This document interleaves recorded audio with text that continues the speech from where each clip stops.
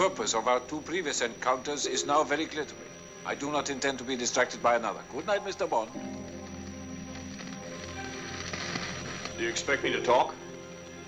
No, Mr. Bond, I expect you to die.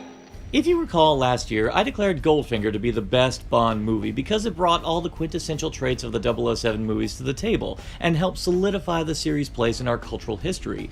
Well, Goldfinger himself is a major contributor to that title. Prior to this film, Bond has only gone toe-to-toe with subordinates. This is the first time in the series' history that we see him match wits against the Mastermind. The film even does an excellent job lowering our expectations of him. When we first see him, he seems to be just a doughy curmudgeon with a serious inferiority complex, as we see him cheat at cards with the help of his arm candy. It takes no effort on Bond's part to stick a pin in that little con. But when Goldfinger retaliates, you immediately realize Bond just kicked the hornet's nest.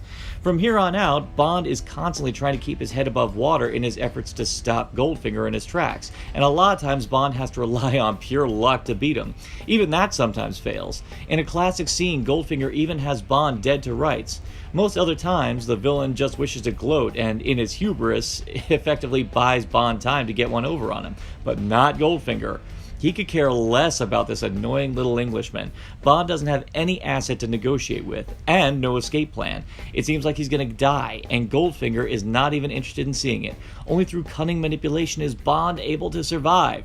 When you seriously think about it, had Goldfinger not been tricked by Bond in that scene, Operation Grand Slam would have succeeded and Goldfinger would be mad stupid rich. What differentiates Goldfinger from other villains is that where others keep the hero alive to gloat and rub the hero's face in it, Goldfinger recognized Bond as a potential strategic asset, and to an extent, he is right. Knowing he's being observed by the CIA, he deliberately parades Bond in public to make Felix think that Bond has a situation well in hand, little knowing that Goldfinger has been playing them like the devil's golden fiddle. This is just one example of Goldfinger's masterful strategic thinking.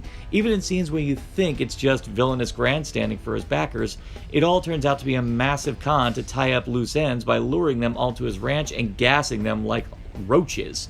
Or in one gentleman's case, squishing him.